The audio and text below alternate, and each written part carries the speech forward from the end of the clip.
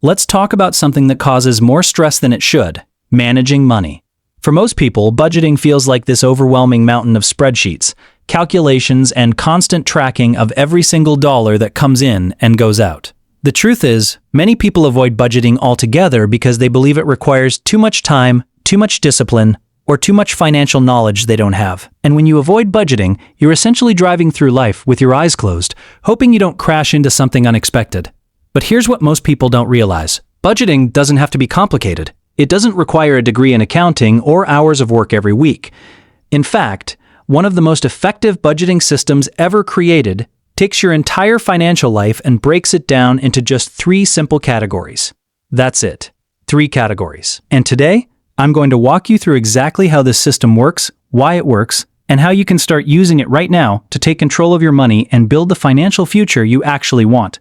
This system is called the 50-30-20 budget rule. And if you've never heard of it before, stick with me, because by the end of this video, you're going to understand not just what it is, but how to make it work for your unique situation, even if you're starting from zero, even if you've never budgeted a day in your life.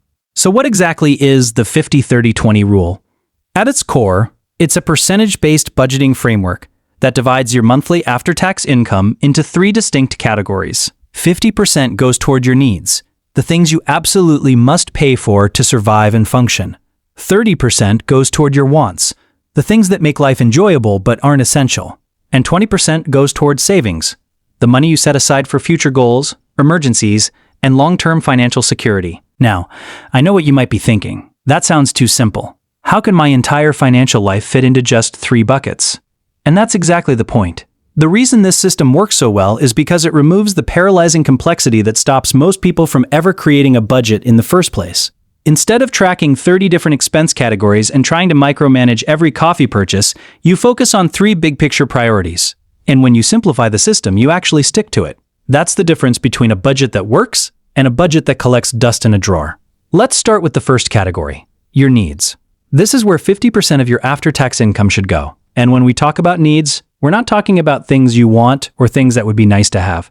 We're talking about the absolute essentials, the expenses that keep a roof over your head, food on your table, and the lights on. These are non-negotiable expenses. You can't choose not to pay them without serious consequences. What falls into this category? Your rent or mortgage payment is the biggest one for most people. Then you have utilities, electricity, water, gas, internet. You have groceries, not dining out, but the actual food you buy to cook at home. Healthcare costs, including insurance premiums and necessary medical expenses. Transportation costs, whether that's a car payment, insurance, gas, or public transportation. Minimum debt payments on things like student loans, credit cards, or personal loans. Childcare if you have kids and need to work. And insurance, health, auto, renters, or homeowners insurance. Now here's where people get tripped up. They start putting things in the needs category that are actually wants. A gym membership? That's a want. Streaming services? Want. Eating out? Want. The coffee shop habit? Want.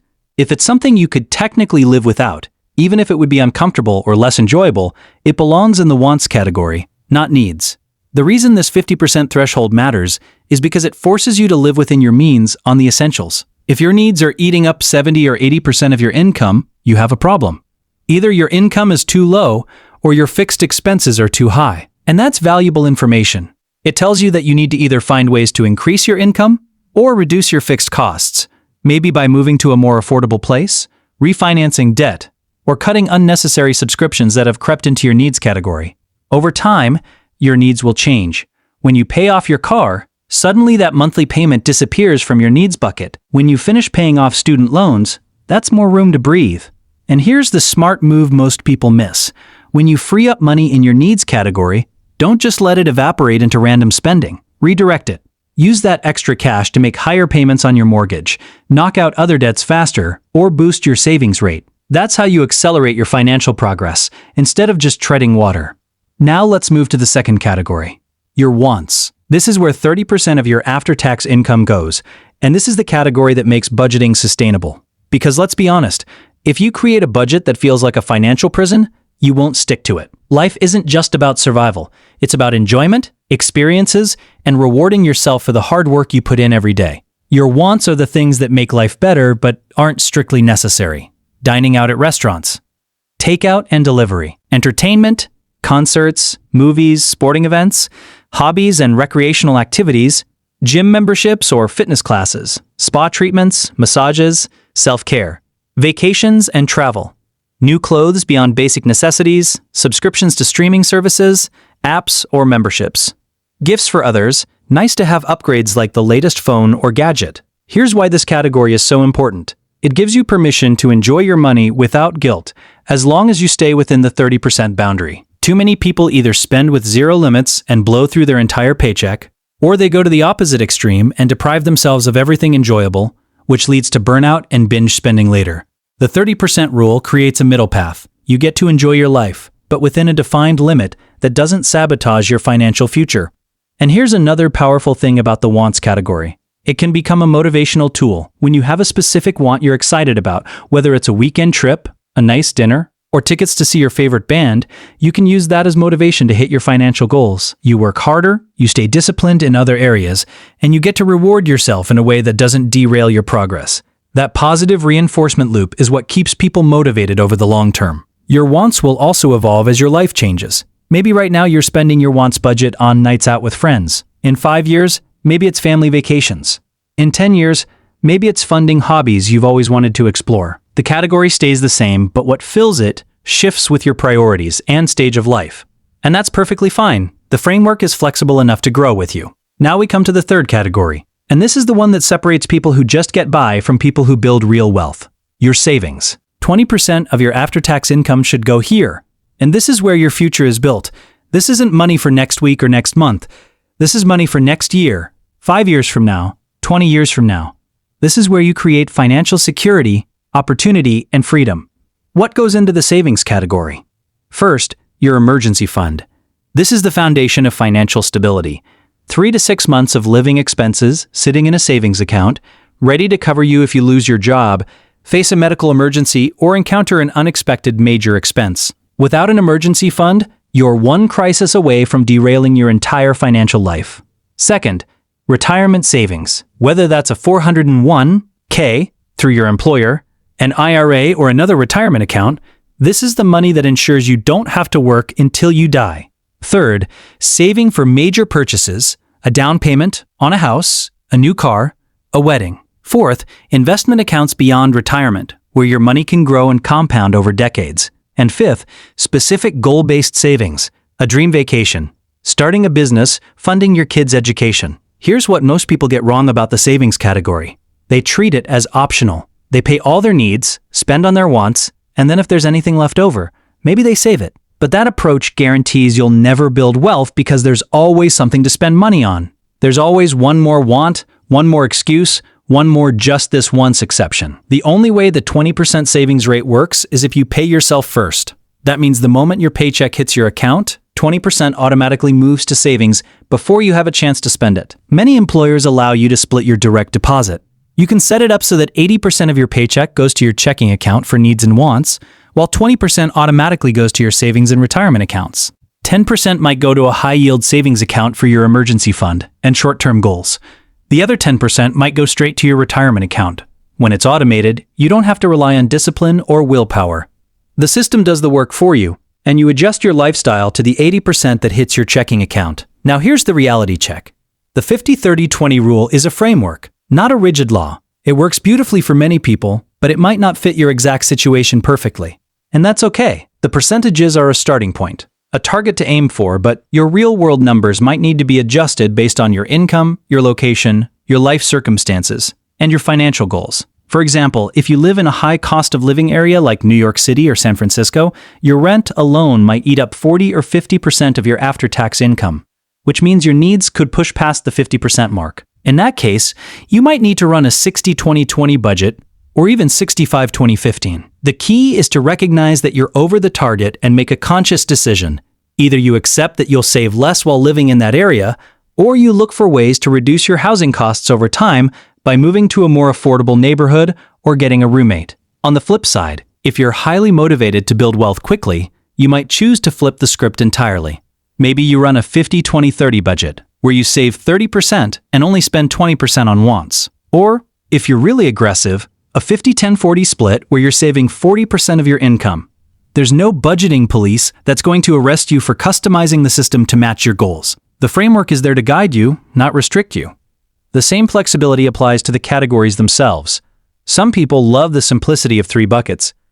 Others need more detail. If you find that tracking just needs, wants, and savings isn't giving you enough insight into where your money actually goes, you can break those categories down further. Within needs, you might track housing, transportation, and food separately. Within wants, you might separate entertainment, dining, and shopping. The goal is to find the level of detail that helps you make better decisions without becoming so overwhelming that you quit. And here's something important to understand. If you try this system and you don't hit the percentages perfectly right away, that's completely normal. Financial progress isn't about perfection. It's about direction. If you're currently spending 100% of your income and saving nothing, moving to a 70-30 budget is progress. Then maybe next month you get to 65-35. Then 60-30-10. You're moving in the right direction, and that's what matters.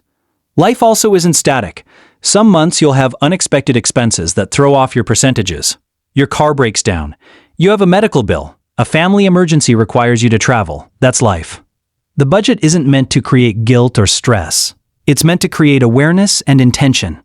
When you go over budget in one category, you notice it, you understand why, and you adjust in the following months to get back on track. One of the biggest psychological benefits of the 50-30-20 rule is that it removes the constant mental burden of decision-making. When you don't have a budget, every spending decision becomes a negotiation with yourself. Should I buy this?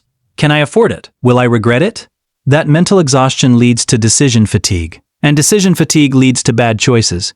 But when you have a clear framework, the decision is already made. You know you have 30% for wants. You know how much that is in dollars. And you can spend that money freely without guilt, because it's already accounted for in your plan. This system also creates a healthy relationship with money because it acknowledges all 3 aspects of financial life: survival, enjoyment, and future security. You're not sacrificing your present for your future, and you're not sacrificing your future for your present. You're balancing both. And that balance is what makes the system sustainable for years and decades, not just weeks or months. Let's talk about how to actually implement this. Step 1. Calculate your after-tax income. This is the money that actually hits your bank account after taxes, retirement contributions, health insurance, and any other deductions.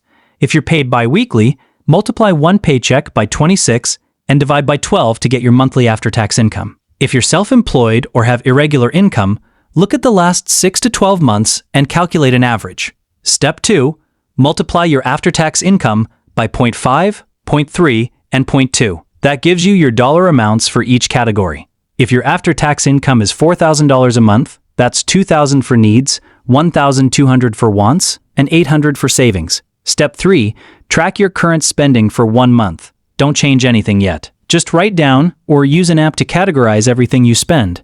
At the end of the month, add up each category and see how your current reality compares to the 50-30-20 target. Step 4. Identify the gaps. Are you spending 65% on needs when you should be at 50? Are you spending 40% on wants and 0 on savings? This is where you get honest with yourself about what needs to change. Step 5. Make adjustments. If your needs are too high, look for ways to reduce fixed expenses. Can you refinance debt? Move to a cheaper place? Cut services you don't use. If your wants are too high, you need to make conscious trade-offs. What can you cut or reduce that you won't miss much? If you're not hitting 20% savings, you need to increase income or decrease spending in the other 2 categories. Step 6. Automate everything you can. Set up automatic transfers to savings accounts on payday. Set up automatic bill payments for your needs. The less you have to manually manage, the easier the system becomes. And here's the final piece that makes this all work. Consistency. The 50-30-20 rule isn't a 1-month experiment. It's a long-term framework that you apply month after month, year after year.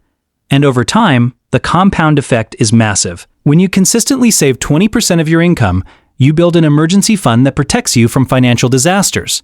You build retirement accounts that grow into hundreds of thousands or millions of dollars over decades. You build the ability to make major purchases without going into debt. You build options, security, and freedom. The people who struggle financially aren't struggling because they don't make enough money, though income certainly matters. They struggle because they don't have a system. They react to money instead of directing it.